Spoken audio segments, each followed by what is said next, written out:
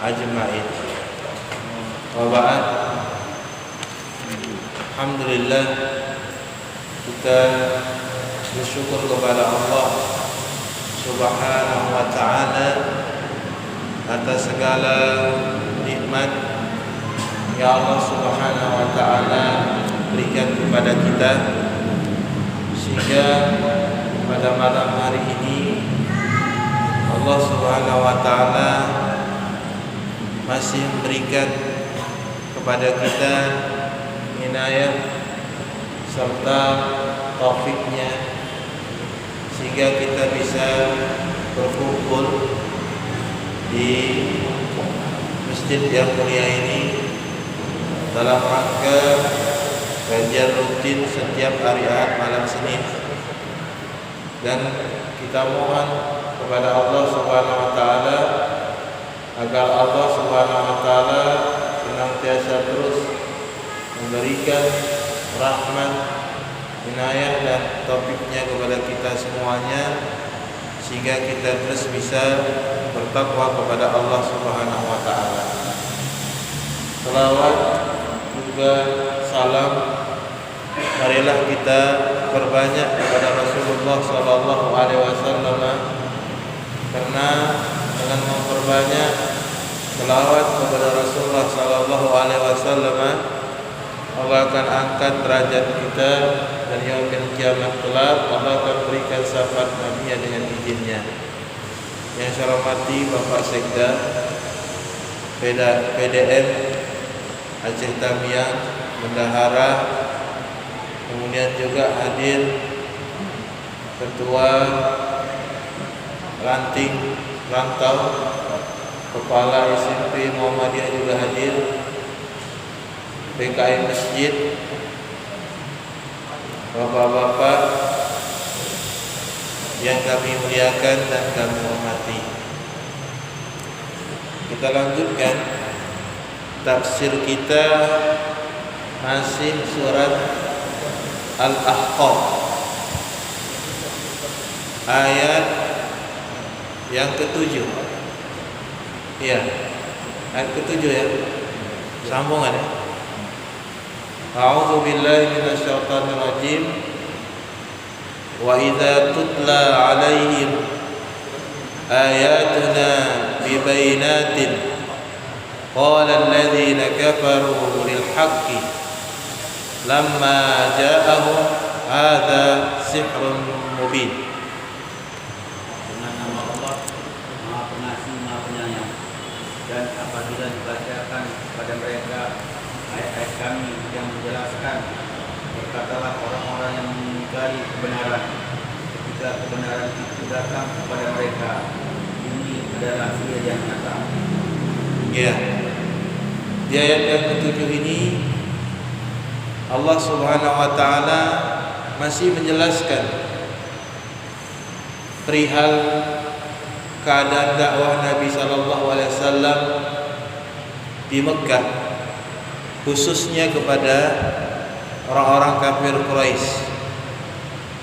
Dakwah Nabi sallallahu alaihi wasallam mengajak kafir Quraisy kepada iman, kepada tauhid, dan Nabi sallallahu alaihi wasallam bukan berdakwah dengan hawa nafsunya. Nabi sallallahu alaihi wasallam berdakwah kepada kafir Quraisy agar mereka mau bertauhid kepada Allah, mau beriman kepada Allah Subhanahu wa ta'ala dengan Al-Qur'an.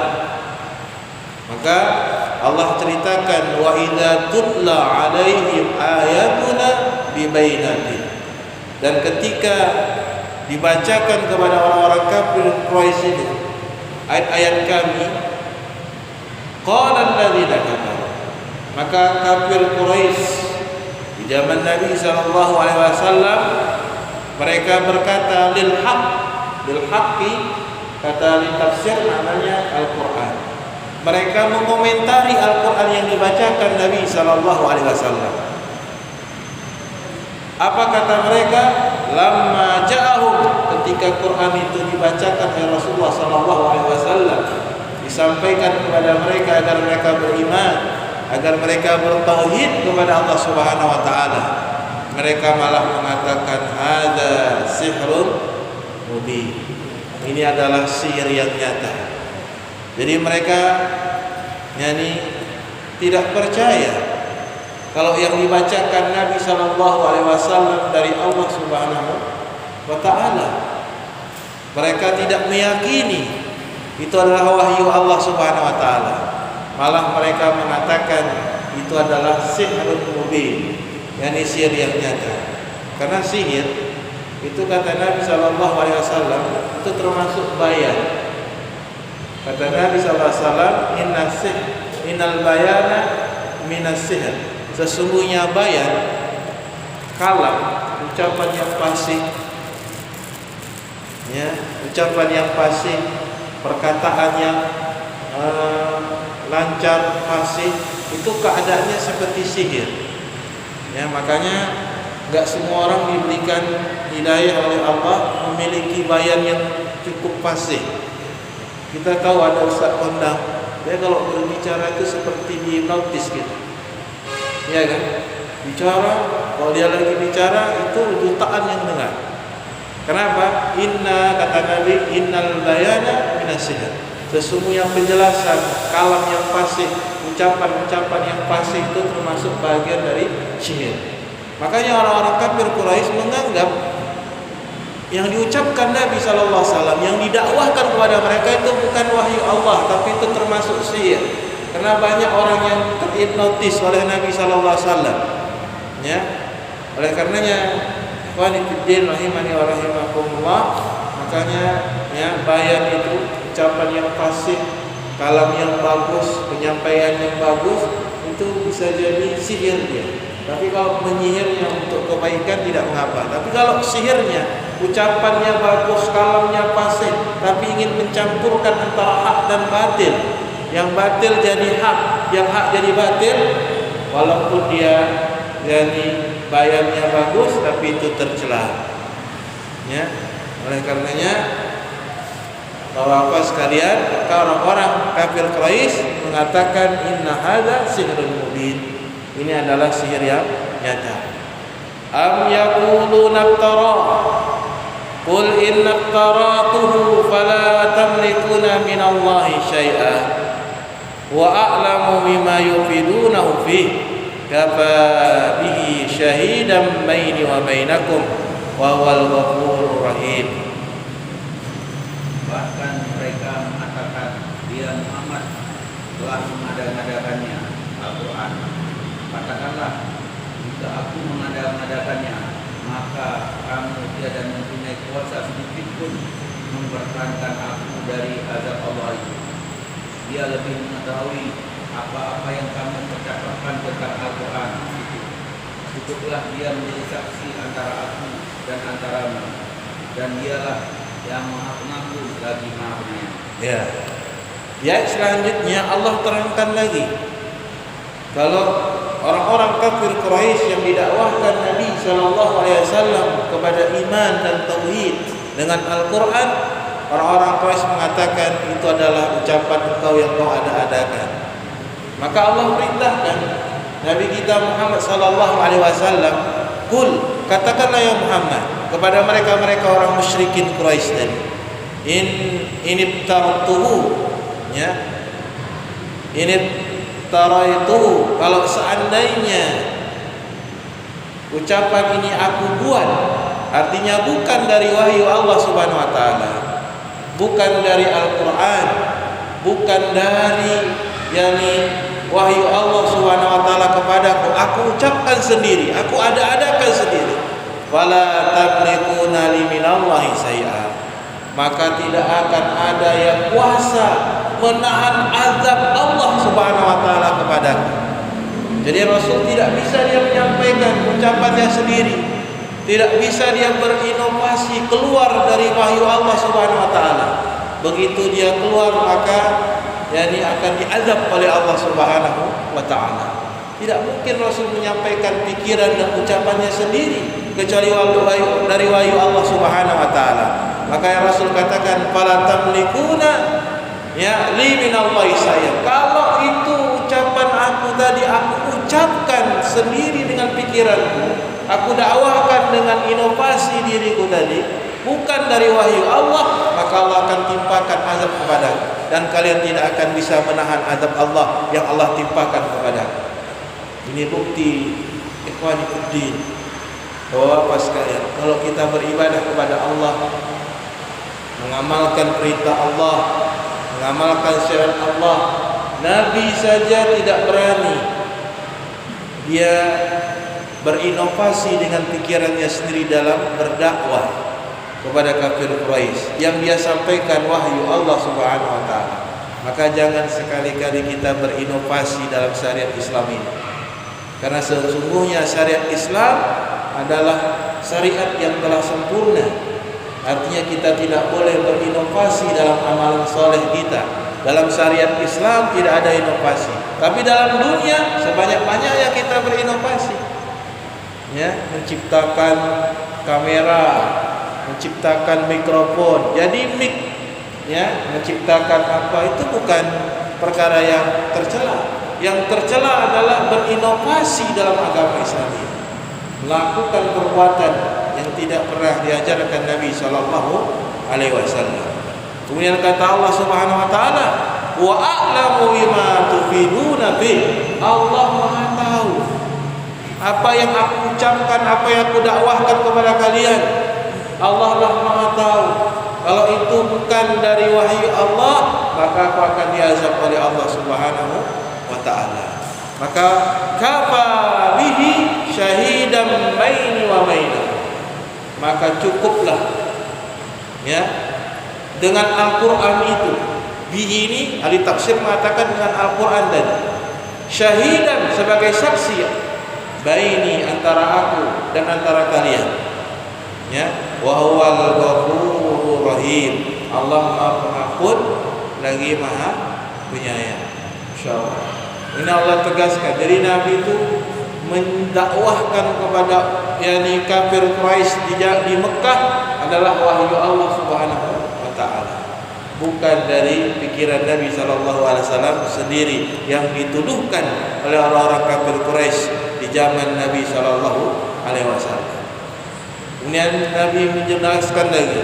Allah katakan lagi, "Qul ma kuntum bid'an minar rasul wa ma adri ma yaf'alu bi wala bikum in attabi'u ila ma yuha ilayya wa ma ana ilaihi illa nadhirun mubin."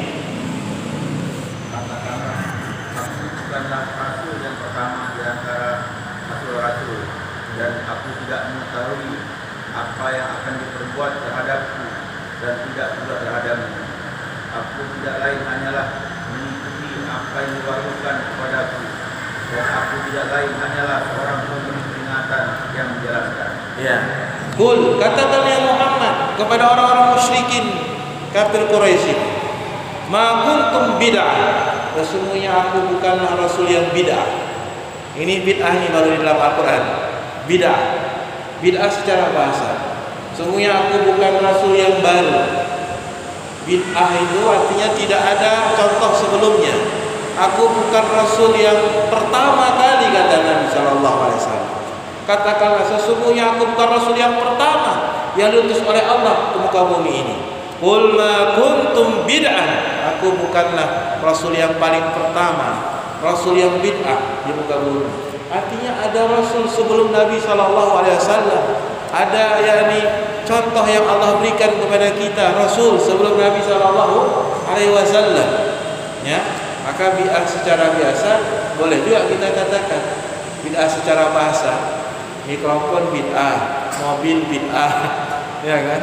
Pesawat bid'ah, apalagi rumah bid'ah, semua bid'ah. Tapi itu secara bahasa. Berapa bid'ah Pak? Betul bid'ah.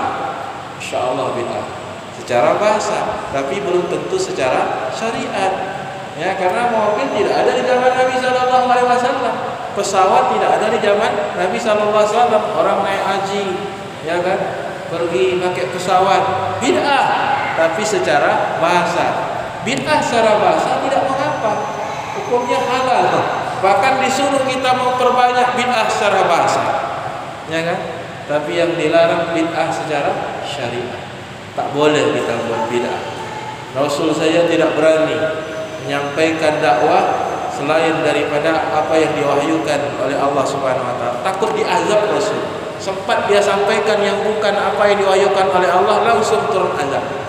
Ya, maka orang-orang yang enggak ngerti bid'ah, maka aneh kita nengok tuh mereka tuh. Ya, mereka bilang malam-malam bid'ah, tapi di masjid mereka ada bid'ah. Tuh nengok tuh mikrofon di masjid mereka, dompet di masjid mereka, dompet di kantongi mereka, jam tangan mereka pakai. Ini apa ini? Mereka tak ngerti bid'ah tapi membantah bid'ah. Ya, ini salah paham. Jadi bid'ah itu ada dua, secara bahasa dan secara syariat. Kalau bid'ah secara bahasa semuanya bid'ah. Ya, secara bahasa. Muka kita pun bid'ah. Karena enggak ada di zaman Nabi sallallahu alaihi wasallam. Muka kita pun bid'ah. Karena enggak ada di zaman Nabi sallallahu alaihi wasallam secara bahasa. Tapi secara syariat, ya kan? Memang tidak boleh kita berbuat bid'ah. Itu kadang-kadang orang-orang mereka tuh muka ustaz bid'ah lah berarti. Muka kita sampai dibilangnya bid'ah. Saking parahnya gitu, membenci dan menolak sunnah Nabi sallallahu alaihi wasallam. Ya kan? Memang muka saya enggak ada di zaman Nabi. Ya bid'ah secara bahasa. Ya kan?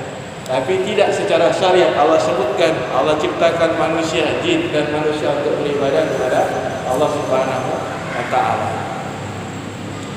Kemudian setelah Rasul katakan, aku bukan Rasul yang bid'ah, bukan Rasul yang pertama.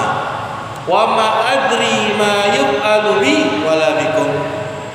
Ya, dan aku tidak tahu apa yang terjadi atas diriku dan terjadi atas kalian.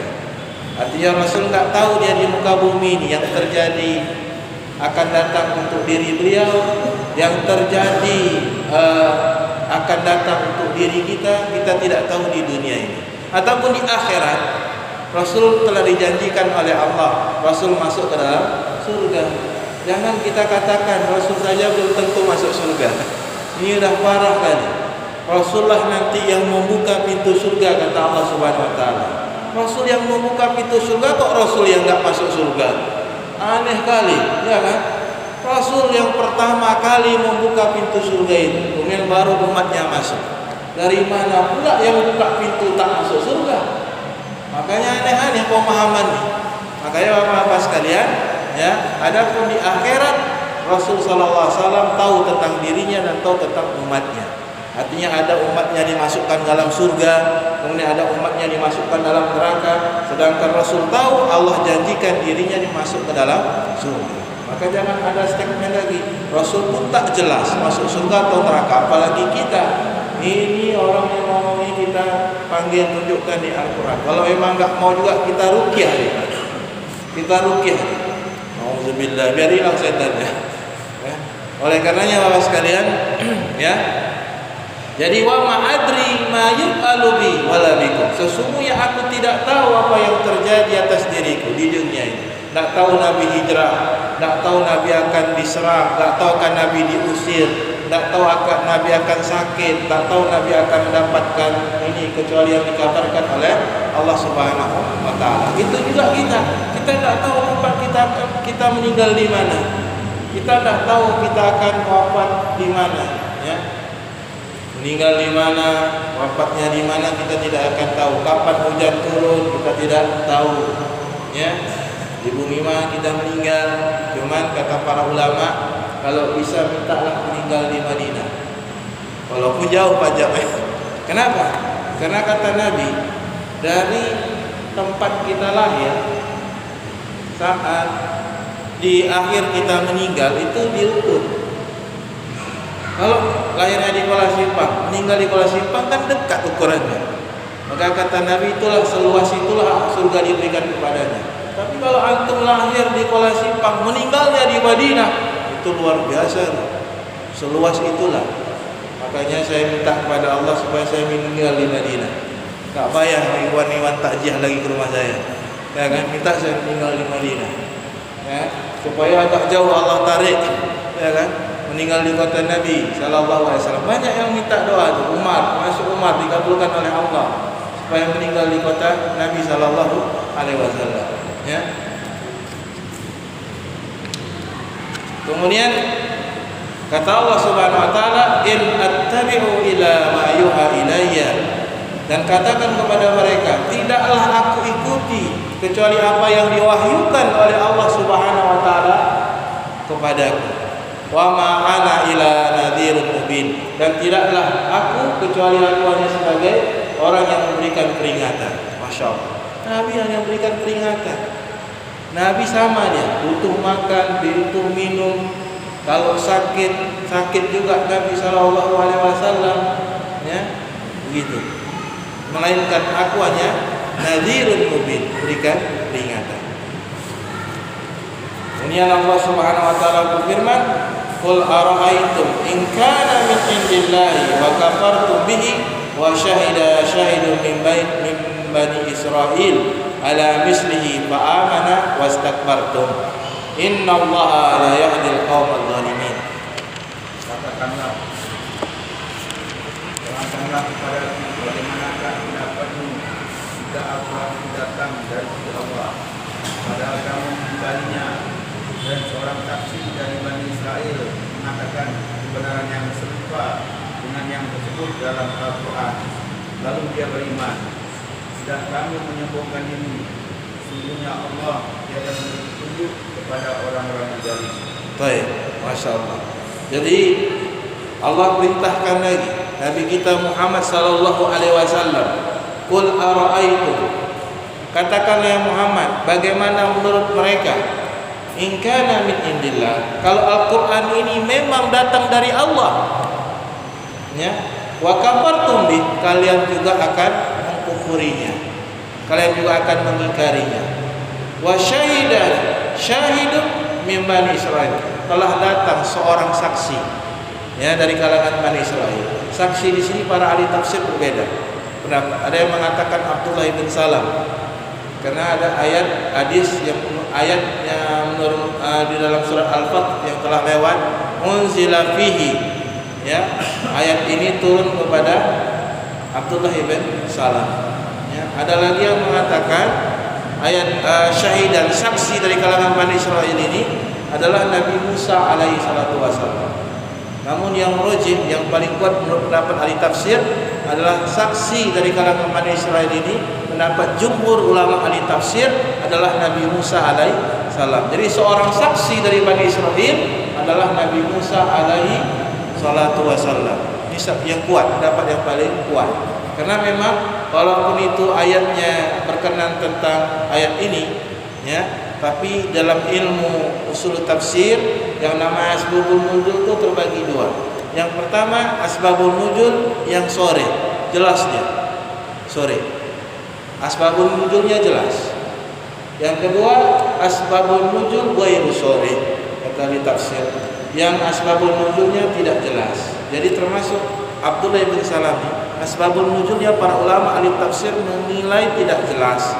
Oleh karenanya mereka mengatakan saksi dari kalangan Bani Israil adalah Nabi Musa alaihi salatu wasallam. Karena Nabi Musa alaihi salam turun kepada kitab apa? Nabi Musa kitab apa turun? Taurat. Ya, jangan enggak tahu. Kitab Taurat turun kepada Nabi Musa alaihi salam. Makanya Allah Subhanahu wa taala katakan ala mislihi, Taurat itu hampir sama dengan Al-Qur'an. Taurat hampir sama isinya dengan Al-Qur'an. Fa amana, Nabi Musa mengimani Taurat. Wastakbartum, tapi orang-orang Bani Israil mengingkari kitab Taurat. Mengingkari kitab Taurat. Ya. Wastakbartum, tapi kalian mengingkari. Al-Qur'an itu menyempurnakan kitab-kitab terdahulu. Sehingga begitu datang Al-Quran, kitab-kitab yang terdahulu semuanya terhapus.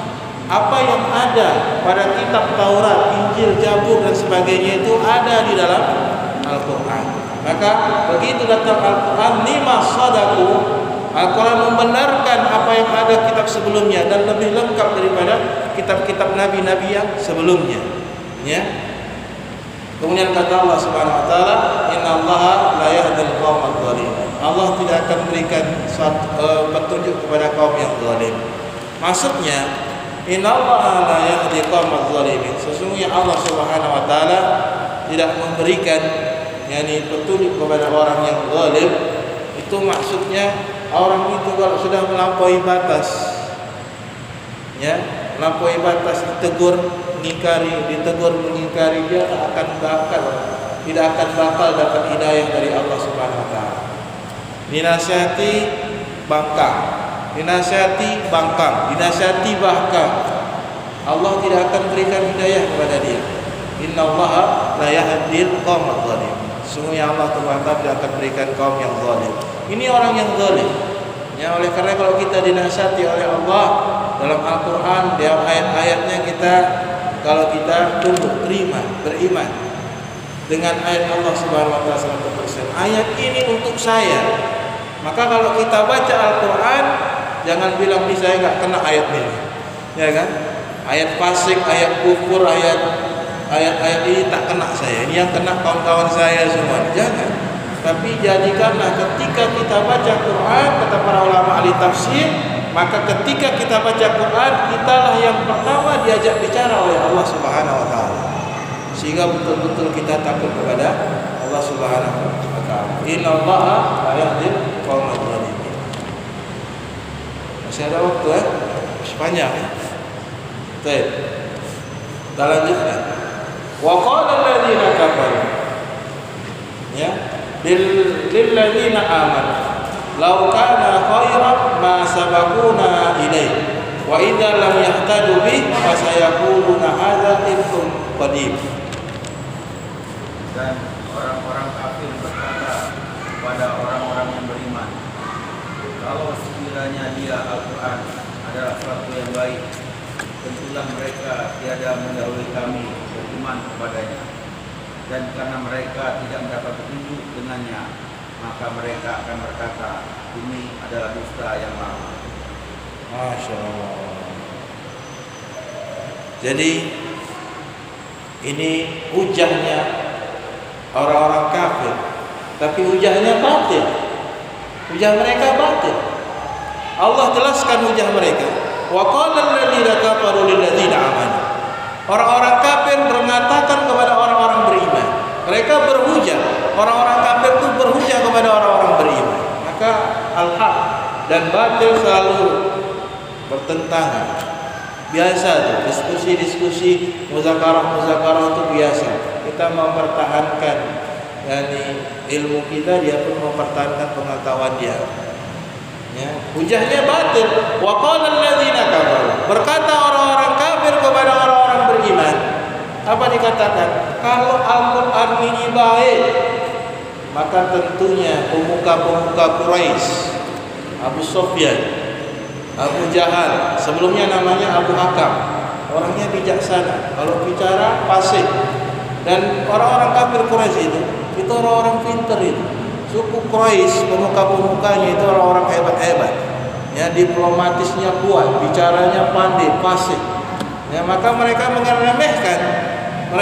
Kalau seandainya Al-Quran yang disampaikan Nabi Muhammad SAW ini benar, tentunya pemuka-pemuka kami, orang-orang pintar, orang-orang hebat di kafir Quraisy lebih dahulu memeluk Islam. Tapi kenyataannya tidak. Siapa yang pertama kali memeluk Islam?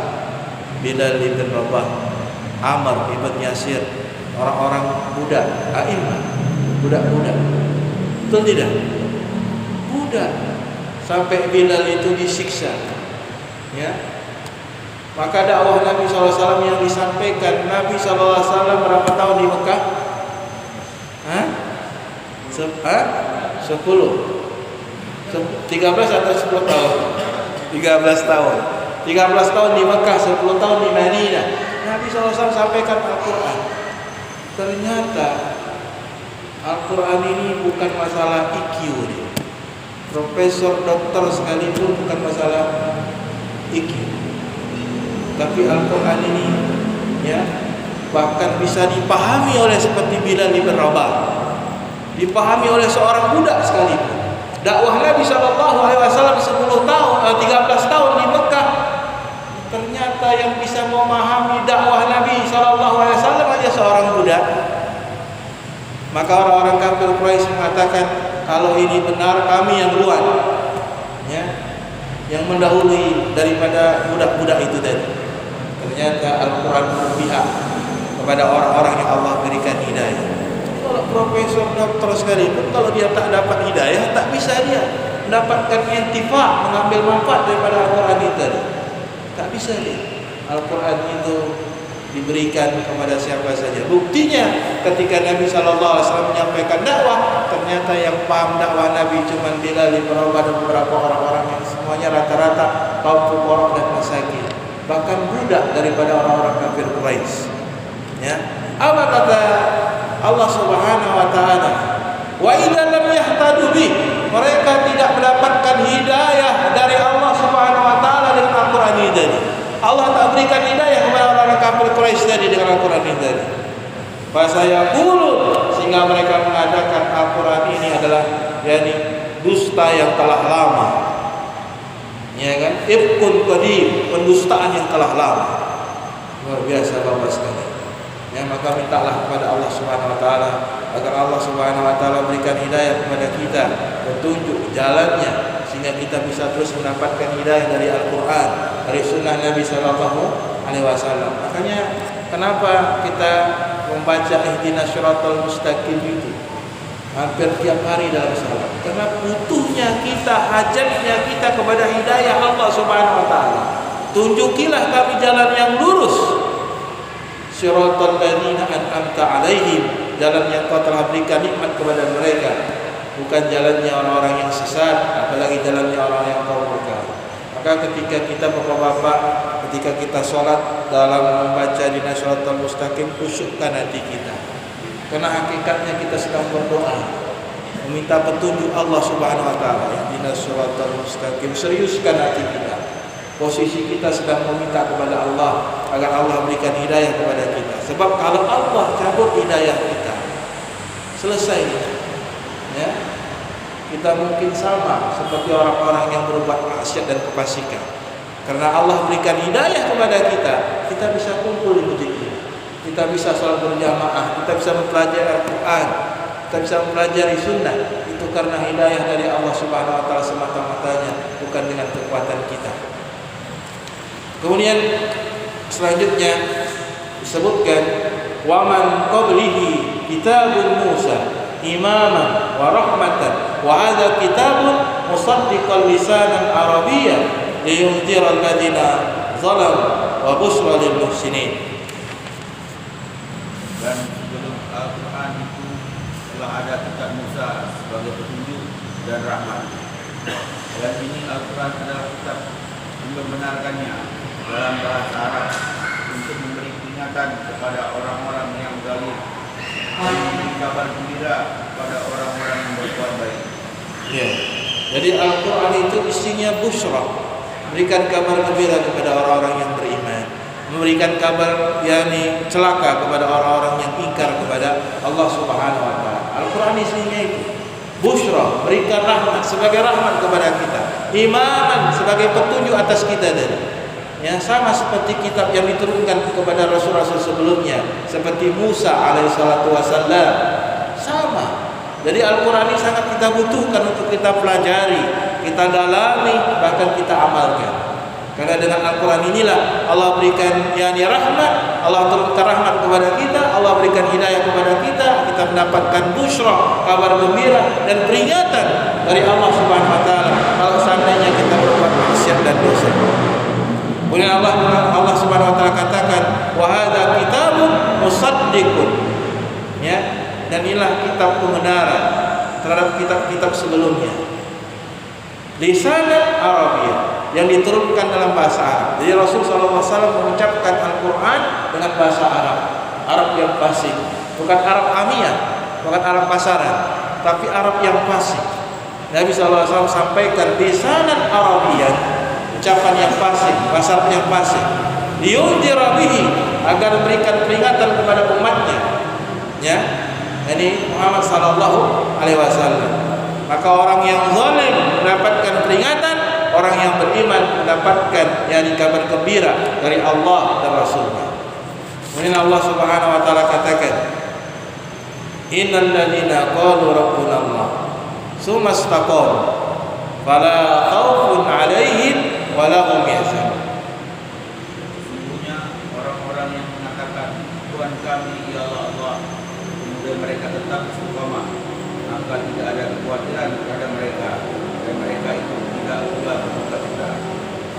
Ya.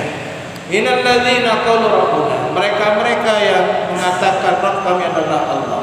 Mereka mentauhidkan Allah. Mereka mentauhidkan Allah. Mereka beriman kepada Allah, mentauhidkan Allah, bertauhid mereka. Sumastaqam. Kemudian mereka istiqomah. Istiqomah dengan amal saleh, meninggalkan larangan Allah Subhanahu wa taala, meninggalkan maksiat, meninggalkan kesyirikan. Setelah mereka bertauhid, sumastaqam, mereka istiqomah dengan amalan saleh mereka tadi. Mereka meninggalkan dosa, maksiat dan kesyirikan. Apa kata Allah Subhanahu wa taala? Sumastaqam fala khaufun alaihim. Maka tidak ada sedih hati atas mereka. Maksudnya fala khaufun alaihim, tidak ada ketakutan. Orang yang takut, yakni maksudnya yang mereka hadapi akan datang. Sehingga mereka tidak akan takut dengan apa yang akan terjadi atas mereka ke depan. Walau yahzanun, dan mereka tidak pula akan bersedih hati tentang apa yang telah berlalu dari mereka, yang telah lampau. Dan Allah katakan, Allah berikan kepada orang yang bertauhid kemudian istiqomah dengan amal saleh, ulaika ashabul jannah khalidina fiha. Mereka adalah penghuni surga dan mereka masuk ke dalamnya. Jazaa'an bima kanu ya'malun. Itu sebagai balasan apa yang mereka amalkan di dunia ini, mentauhidkan Allah, sumastaqamu, beramal saleh dan meninggalkan maksiat dan kesyirikan. Insyaallah taala sampai sini dulu, insyaallah taala sudah azan. Insyaallah taala kita lanjutkan nanti di Senin yang akan datang. Mudah-mudahan nanti Allah Subhanahu wa taala berikan rahmat dan inayah dan taufik kepada kita semuanya. Dan terima kasih kepada jamaah yang hadir, ya, Masya Allah, sudah mulai hadir dan mulai ramai. Mudah-mudahan Allah lah yang membalas kita semuanya dengan balasan yang baik. Subhanakallah bihamdika asyhadu an la ilaha illa anta astaghfiruka wa atubu ilaik. Akhiru da'wana rabbil alamin. Assalamualaikum warahmatullahi wabarakatuh.